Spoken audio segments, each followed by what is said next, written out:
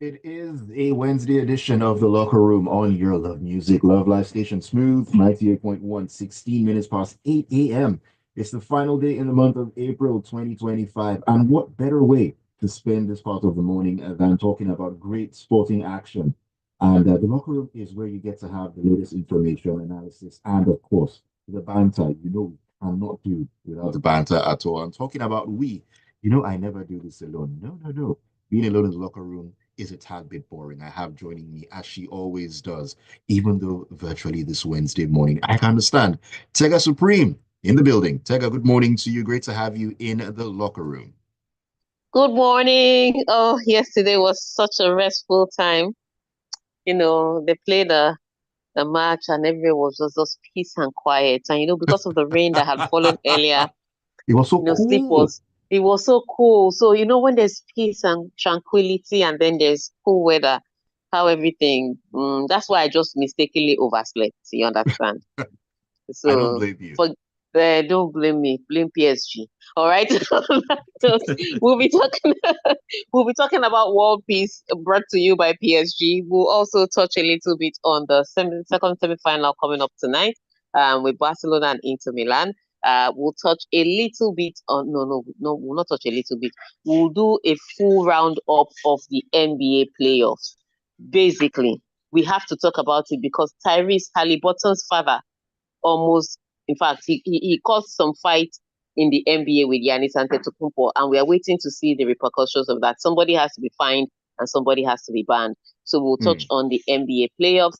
We'll talk about what's happening in Spain after NEPA brought the lights for them. All right. So there was a little bit of catching up to do. So all of that and more coming up inside the locker room. And by my God, that's why I want people to win in this life. If you win, you get a platform. We have a special guest in the studio, and Mm. Ayokunmi will be telling us about all of that. Yes, indeed. I will be telling you about all of that. But I will let you know who is with us in the studio after I let you know how to join us in the locker room first. You first join us and know where we are, what we're talking about. The WhatsApp number is 0809 444 0809 981. Now, YouTube, you need to be on YouTube. You can see the face of our special guest in the studio. YouTube, we're streaming live at Smooth 981 FM Lagos. Smooth 981 FM Lagos. All right, talking about our very special guest in the studio. He is an ardent listener of the locker room. He is also a very ardent supporter of the Liverpool Football Club, and he's still basking in the glory of their league title win. I'm pretty sure you've heard the name more than once on the show. Nathan Njoku is with us in the studio. Good morning to you, Nathan. Great to have you on the show. Good morning. It's my pleasure to be here. Really happy to be here as a champion. Yes, that's the important thing. You see, if it were Arsenal that won, Arsenal will be here. They couldn't even beat Farmers League yesterday. And we'll touch on Mm. that a little bit. But once you win, congratulations, Nathan. Um, Thank you I know very much. you've been bragging a little bit too much on WhatsApp. We don't brag in this studio. Humility is next to godliness. All right. but we have to talk about it. When the season started, when Arne Slot came in and he wouldn't do any transfers in the market for players. What were your thoughts about your team? What were your expectations for your team at the start of the season? Honest expectations. So don't tell me what is there to believe. Honest expectations at the start of the season when a new manager came and there were no players transferred in the market. What were your honest expectations? When Slot came in, honestly speaking, I was not expecting us to be in the top four. No way, no way, no way. I saw finishing fourth or fifth as an achievement, but as things will have it, Slot came in and slotted right in, Mm. and it was seamless. It was seamless. No additions. At what point did you start to believe that you were going to win the league? At what point did you start to hope that you're going to win the league? I think maybe late November. Late November. That early. Yes, because I saw when the performance was smooth. It was not like clubs energetic performance, those gang pressing. It was more of a calculated performance. You see, unlike Slot who attacks. You see Club who attacks. You see Slot when he gets a goal or two, immediately the players are more controlling. They try to control the game. They don't concede. They don't expend a lot of energy. They just manage the game. And if you notice, we won most matches by 1 or 2 goal margins. That was when I started to believe that we definitely are going to be champions. I never saw Arsenal being the hindrance. They were chasing Man City and they forgot the first position. Wow. They were not chasing first position, they were chasing Man City. They were chasing Man City. That's a revelation on his own. All right. So since the how's the celebrations been since then? Have you been joining any Liverpool groups? You know, what has the celebration been like? Me personally, I've been enjoying myself, basking in the championship glory. Walking confidently. Walking confidently. I've suffered for this thing. I have suffered. I've been beaten. I've been abused. I've been insulted. Do all kinds of things. So right now, I'm really, really, really enjoying myself. Walking with my heads and shoulders high. If you get rough, you don't talk. All right. On that note, and you see what I'm saying, you have to win to have bragging rights. And that's why Nathan is in the studio. But and today he's going to help us do some analysis of the matches. Unfortunately, Arsenal fans, this is why you should have won, because now a Liverpool fan, apart from you giving him guard of honor, he's now going to analyze your performance. Ew. What a hard life. All right. On that note, Ayokunmi, let's start from the very first story. Yes, let's begin with the very first story. We're heading to the US of A and the NBA, where the Cleveland Cavaliers beat the Miami Heat 138-83 to secure a 4-0 first-round playoff series win and book their place in the Eastern Conference semifinals. A blowout. Yes, the blowout, the second sweep. I expected more sweeps to happen. The first sweep happened. I expected this one to be a sweep, and it was a sweep. I expected Boston Celtics against Magic to be a sweep. Fortunately for Magic, they won. They did Magic and won one game. But they are also out of the first round because Boston Celtics won last night and have gone to the next round on a 4-1 win. So they won in 5, but Cavs won in 4. But the big news here, the biggest news right now, is the Milwaukee Bucks champions just 2 seasons ago. 3 seasons ago, have been knocked out by the Indiana Pacers. Here is what the biggest deal of this series was. It's Giannis Antetokounmpo, Damian Lillard coming into a game, and people were talking about, these 2 big guys, they are going to show up and show out. Nothing else, including Doc Rivers, nothing. The way Pacers beat them, like they stole something in Agege Market. Maybe they did. Maybe they did. And I think the beginning of their problem was when they started becoming lopsided. So they traded Drew Holiday immediately after winning the championship. And for me, that was the biggest deal, because you trade Bill Holiday and Drew Holiday, bring in Dame Lillard, who is going to do your defending for you. Giannis, yes, he's a defensive player and one of the biggest in the league. But he can't do all the defense. And that's where the problem was. So they struggle with a lopsided team, because Damian Lillard is a good shooter. He will score, but he's not the he's not the player that will carry a team on his shoulders to win a championship. If he were, he would have done it at the Trailblazers, but he couldn't. And so then he picked up the injury and he was out of the series, and everything just fell on Giannis' shoulder, and it just seemed the journey too far for him. But it was not what happened in the game that is the talking point. It's what happened after the game. Because during the celebrations, as soon as the Pacers had won, during the celebrations, Tyrese Halliburton is the star of the Indiana Pacers. His father came on court and started to taunt Giannis Antetokounmpo with like a jersey of Pacers. And Giannis didn't say anything to him. He was just standing. And Tyrese's father was just there jumping around until he was now separated by some other individual on court. So when Giannis was now making his rounds to greet, all the players, the opposing players. Tyrese's father comes in. And then they get into it. I think he wanted to greet Yanis, and Yanis was like, no, you can't greet me after that nonsense you pulled up. Anyway, they had to eventually be separated, and it has brought to the forefront of discussions again. Why are people who have not played the game hanging around the court? I don't care if you're wife, daughter, mother. All these family issues happen because the NBA has not put a boundary yet. Because now we are here, and Tyree said, oh, my father was wrong, but he was carried away by the emotion of the game. Carried away by which emotion? Did you play? But he's a fan. You didn't play. He's emotional. You didn't play. Fans are usually thrown out when they step out of their boundaries. We should throw him out. So we're waiting to hear what the NBA will say, because if you ask me, there should be a fine and a ban for his father. It's that simple. It's that simple. Maybe, I don't know, maybe they've been listening to or watching El Clasico, because something similar behavior, ban and so on. Anyways, let's keep things moving, Tega. Let's talk about what's been going on in Madrid. World number 2, Alexander Zverev, was knocked out of the Madrid Open in the round of 16 by Argentina's Francisco Cerúndolo on Tuesday, as defending women's champion Iga Swiatek had a few scares before advancing to the quarterfinals. Yeah, real struggle for Iga Swiatek, real struggle. She completely blitzed through the first set in 22 minutes.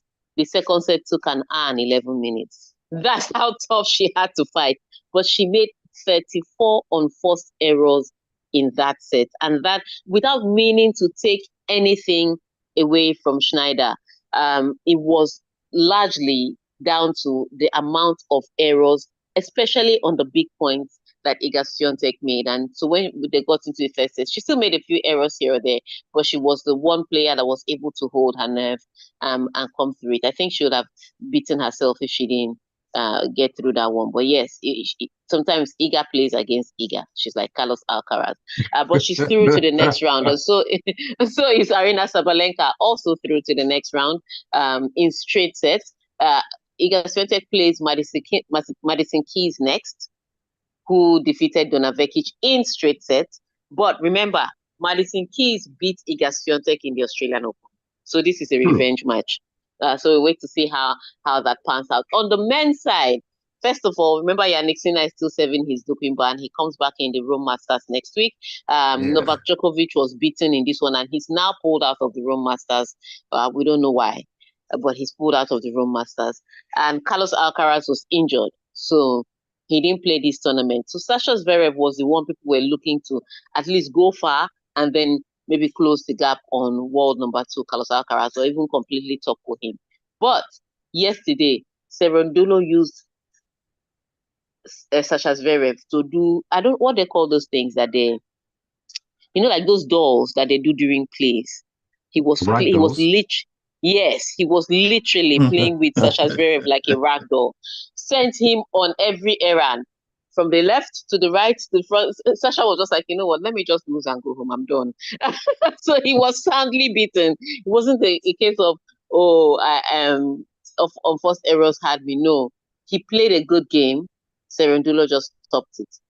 So wait to see how Madrid will turn out today, because the blackout the day before caused a little bit of chaos in the scheduling. However, we'll see how they correct it today. We'll see how they correct it. It's not in Nigeria that we have national grid problems. But anyways, we keep things moving, and we'll take a very quick break. When we come back in, we'll be talking about the game that happened last night at the Emirates Stadium. It's going to be all about Arsenal and PSG. Don't go anywhere. Keep it tuned to The Locker Room right here on Smooth 98.1. Nathan, you're next. So should we head out? I've been talking since. You're next. Better put your thoughts together. 1 minute each. It's like she's saying something. Yeah, she was talking to you. Yes, I was talking to you. She said that you are next. Yeah, I was saying that you're next. So just put your thoughts in. 2 minutes. And we are good to go. What is this one doing? Are you preparing for Athletic Bilbao? They want to check him. Tega, I mean, next season. I mean, season has ended for me. But Ayo, should you perhaps perchance, by some magic, win the Europa if I see you celebrating? Yeah, next season, oh, if I see you celebrating. I'm hoping they will. Tega, you know how when somebody hits the lottery, he might not be showing himself, but you will see signs. I won't show myself, but you will see signs. If I see any sign, sef, any sign or any wonder, Let's recap you'll be in trouble. Yeah, next season. Just stay in that next season. Better not win. Oh my goodness. All right, we're back into the locker room on a Wednesday morning. This is Smooth 98.1. Your love music, love life, love sports station. The Smooth breakfast is in a full swing. Ayokunmi here. Tega Supreme also on the call, and our special guest is still with us in the studio in the person of Nathan Njoku. He is not walking alone, Never. not by any stretch of the imagination. You can also join us this morning to share your thoughts on the show and everything we're talking about. Also, banter. Yes, you can spread it around. Yes, we're in for it. We're here for it. The WhatsApp number is 0809 440 981. You can also join us on YouTube. We're streaming live. Smooth 981 FM Lagos. Smooth 981 FM Lagos. Leave all your comments there. We always love to hear from you. All right, Tega, let's head to the Emirates Stadium. And David Raya has been talking. I don't know why he's having looking so much mouth. Now he insists that Arsenal can still reach the Champions League final despite suffering a 1-0 defeat against Paris Saint-Germain in the semi-final first leg yesterday night. First of all, I want to say they had to choose the harder route. I know a lot of people are talking about the absence of Thomas Partey from Arsenal's midfield. Yes, it did change the dynamics noticeably. However, with the players Arsenal had on the pitch, they could still have come away with a better result than the 1-0 deficit that they have right now. And I say it with all respect to Thomas Partey. Yes, without Thomas Partey, you could now see Declan Rice wasn't as explosive as he would have been. Merino couldn't really do the job. But Arsenal did create enough chances that they could have scored from. I would say this, the chance that Trossard had was a good save by Donnarumma. But the one that Martinelli had, I don't know why he didn't score it. Everybody says it's a good save, but he literally played it within Donnarumma's reach. And then you think of the fact that Odegaard is always missing during big games, but it was very noticeable yesterday because the dynamics of the midfield has changed. So with all the talk about Thomas Partey, I recognize that, I appreciate it, and I acknowledge his impact on the team. However, the boys on the field yesterday are the ones that should be questioning themselves, because even with that lineup, they could have come away with a result. Instead, they were in danger of losing, especially after Bakola and I think Ramos created those last-minute chances that they could have, even taken the game further away from Arsenal. So yes, Arsenal players just have to look themselves in the mirror and tell themselves the truth. We were not at our best yesterday. All right, Nathan, what do you think of the match from yesterday? I really think Arsenal they lacked pace yesterday. They didn't have the legs to run, especially Saka was missing. Like you said, Odegaard too was a ghost, and they really missed Partey in that midfield. And Martinelli, my God, had a glorious chance. Just slot the ball. Donnarumma is a very tall goalkeeper. Just find one position there, put the ball. You score the goal, give your team a chance. But he was Martinelli. We all know. He was Martinelli. You don't expect much from him anyways. And I think it was a victory over Real Madrid that really gave us now that confidence. Like PSG small, the belief. PSG small, but unfortunately they were taught a different lesson. And I believe Exactly. and I believe in the second leg next week or so, it's not going to be any different. They are out. They are out. I really wanted them to go through, and I still hope they go through, at least to have something to show for their efforts, especially with what they did to Real Madrid. But with this kind of performance, no, I don't see them going anywhere. All right. Let's go to the second semi-final quickly so that we can get to take the messages that are coming through. Yes, indeed. Let's talk about Inter Milan and Barcelona. Now, Inter's poor form recently does not erase the progress they have made over the last 4 years. Now, that's according to their manager Simone Inzaghi ahead of their Champions League semi-final against Barcelona, which comes up tonight. Yeah, it almost seems like they ran out of fuel. I was looking at I think they've played 52 games this season. So at some point in time, the fuel is going low. Even if it's not finished, it's at least going low. And results in the last week doesn't make it any easier. Losing to AC Milan in the Coppa Italia by 3-0, losing over the weekend to Roma by 1-0. And it was not just the result; it was the performance. They were struggling to create chances. They were struggling to be direct and clinical. So when you look at everything that they've done holistically, it causes people to ask this question, which is why Simone Inzaghi is trying to calm everybody down and make them believe that regardless of the last week, they're still ready for tomorrow. Today. And they could be ready for today because Barcelona have their own problems. They played over the weekend into extra time. I know those people are teenagers and they have extra energy in their body. But at some point in time, wear and tear and fatigue is going to come into play. And remember, they are without Lewandowski. And you saw how that, I won't say it blunted the attack a little bit when they faced Real Madrid in the Copa del Rey final. So, yes, Barcelona is winning. Yes, Barcelona is playing a good football and they have fantastic players. But Inter Milan can take advantage of being more direct because the Barcelona team will always give you goals. The question is, can you outscore them? So if you're clinical to take your chances and then be compact in defense to not give them chances, then you can come away with results. So it's not one and done for Barcelona. They still have to go through Inter Milan. Inter Milan just have to forget the past week and forge ahead. Yes, indeed. Forget the past week and definitely forge ahead. I mean, it's going to be quite the game coming up tonight. Let's see how that pans out.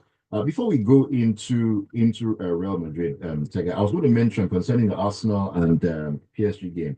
I'm just hoping for PSG's sake they do not come back to rue those missed chances that they had. I mean, if they had scored 2 or even 3 goals, would have been Are a you different story hoping as an entirely. analyst or you're hoping as a Manchester United fan? No, I'm Normally hoping. know how I answer this question. No, I'm hoping as an analyst on a neutral level because scoring 2 or 3 goals in that game would have put PSG in a better position in the second. Yeah. I want Before to anything believe can you, happen. but the heart of man is desperately wicked. I want to believe you. All right. All right, let's go into the Real Madrid story. Yeah. Indeed, let's talk about Real Madrid, where defender Antonio Rudiger was banned on Tuesday for 6 matches after hurling an object at the referee during the Copa del Rey final. He was already substituted and was sent off after the incident. But Tega, I mean, 6 games. Do you think that is equal to the actions that he took in that game? Look, 6 games. I think it's okay. People talk about this ban for life, ban for this. People forget, even you that you are driving on Lagos Road, by the time one keke cross you now, you have abused his father. If you could fight, you would have come down to deck him. But because you can't fight, that's why you didn't come down. It's not that you were calm. And so we forget that these players have emotions. However, they have to be disciplined, which is why I like the fact that he's been banned. But the guy was very smart. He knew he was going to get a ban. He just quickly went to do the surgery that he has been evading since. Use the Yes, now, opportunity. use the opportunity. He's banned for 6 weeks. No problem. Since I'm going to be banned for a while, let me do my surgery. By the time I heal, the team will not miss me too much. So he made the smart decision. He was not the only one banned. Lucas Vasquez also had a 2-match ban. But Jude Bellingham did not. He got his red card overturned. I think they realized that he was trying to separate the fight and not he was not part of the fight. So but look, for me, 6-match ban is okay. For some other people, they like to push for more. If you don't put 10-match ban, the referees will not feel safe. Even me, I have a problem with referees having too much power because I've never gone to a football match to watch a referee. Never, not once. Mm. but I go to watch players. Right, right. Nathan, do you want to add something to this? Yeah. Yes, I do. Seeing what Rudiger did at that match and giving a 6-match ban. What he did was not what the Leon manager did that got him a 9-month ban was not up to what Rudiger did. I think he was given a 9-month ban for shouting at the referee. But Rudiger threw something at the referee. And if even when he was shown the red card, he still wanted he had to be held by some of the players. If not, he would have gone onto the pitch and probably did something to the ref. To me, it was long coming. He's supposed to get more than six match ban. At least give him 3 months. Let him go. Ah, Considering the fact that he's a bad defender. that's why I said 3 months. All right, Yes, 3 months. We're going to take some messages, but let's take the next story and then we'll take all the messages that. All right, Let's take still the talking. Manchester United story. Yes, let's talk about Man United, playing tomorrow in the Europa League. One of Atletico Bilbao's key players is set to miss the first leg of the semi-final against United, according to reports in Spain. Oyarzabal picked up a muscular problem during the 1-0 win against Las Palmas last Wednesday, and it was initially believed that the injury was minor. However, it's now been reported that he could now be out for the next 2 to 3 weeks with a hamstring issue. Yes, so the hamstring injury could take him out. He's also a midfielder. Arsenal fans will tell you that they miss Thomas Partey. Athletic Bilbao fans will tell you that they definitely need Sensei. He's not just a midfielder. He's a midfielder that scores a lot of goals. I think he's had 17 goals so far. So when you look at that, you want him on the pitch, especially in the semi-final of the Europa. So it's going to be interesting to see how they fare without him. However, Manchester United have all their own problems in the world. But Manchester United are a completely different team in the cup competitions than in the real competition. So think in the Premier League. So think about it. Premier League, I think Manchester United has scored 30 something goals and they've played 33 games. 34, actually. 34 34 games. games, yeah.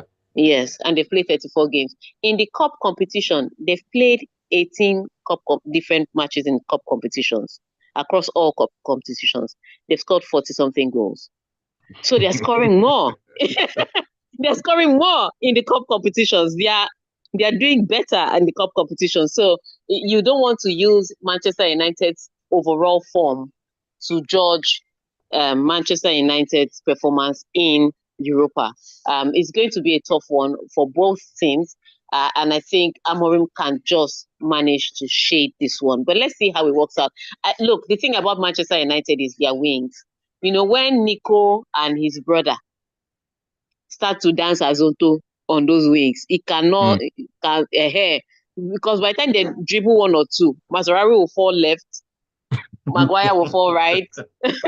There'll be space through the center. So they have to worry about the pace of Athletic Bilbao up front. And I think that's where, they have to worry about that pace of Athletic Bilbao up front. But if Manchester United can do something in this fixture, I believe they can. I don't completely write them off. What do you think, Nathan? Going into the match, I think for the Williams brothers, one of them won't be playing tomorrow, but I'm not sure who. A minor injury or something. But as for the match itself, United all the way. They've been doing good. Only if Højlund will decide to show up because Zexi is out. And to me, he's a better target up front than Højlund. And if Garnacho too could keep his head down and decide to play ball instead of show acting. And Bruno Fernandes, even though I don't like him as an opposition, he's doing very well for them. I want United as a football lover. I want United to go through. But as a To win. Liverpool All fan, right. but as a Liverpool fan, no way. No way. All right, let's take those messages, Ayokunmi. AY Inonuru says Liverpool fans are too quiet for my liking. They literally just clinched their 20th league title in grand style, but everywhere is so quiet. Don't they have enough fans in that club? I know only 4 Liverpool fans. That should tell you something. It includes Nathan. Tyler says, and there was peace on my timeline. Viva la France! Mbappe had to go for PSG to be unlocked. Congratulations, Barcelona. Don't disappoint me. I answered the question like a fan. Rudiger is highly unprofessional. The way he was shining his eyes like he was on drugs. The ban is now pointless. You should just go for psychiatric test. Tayo, you're wicked. Biggie says yesterday's match was so disappointing for the Gunners. Very noticeable that no party problem day. Yeah, Ramota's hands now. Njoku says, I believe that Arteta will eventually look back at the season and recognize the importance of a real striker. If he likes to continue his coconut head. On YouTube, Uche Naoko says PSG and Barca currently play the best football in Europe. PSG was wasteful, though, and 1-0 is still tight. A brilliant game of football yesterday. Papi Payo says, welcome, Nate. Arsenal getting a dose of medicine they served Madrid. Man. And Fedada says, Enrique schooled Arteta last night. PSG got exactly what they wanted at the Emirates, getting that away win to build momentum for the return leg. And LK Adirogba says, not Tega threatening Ayo. I support too. If Ayo celebrates anything by United, will drag it more than generate. Tega, you're muted. All right, on that note, let's thank you all for sending in your messages via WhatsApp and streaming on YouTube. Let's thank you for tuning in to Smooth 98.1 FM to listen to the locker room. Nathan Njoku, up Liverpool, or how do you say it? You never walk alone. What's You'll your never tagline? walk alone. You never walk alone. Thank you so much for coming to the house. Thank you for visiting with us today. And we wish you more celebrations since Arsenal do not want to celebrate. On that note, continue to have a great week. Yes, indeed, Tega. Thank you so much, as always. And big thank you to you, Nathan, for coming through. Fun time having you in the studio. Thank you very much. All right, keep it tuned to the Smooth Breakfast on Smooth 98.1 at 9 o'clock. It's all about Lagos talking. And this morning, a different vibe. It's International Jazz Day. It's going to be a jazz fest of sorts. If you love jazz music, this is where you need to be. Nathan, thank you so much. Thank you very much. Thank you. Maybe next time I'll be in the studio like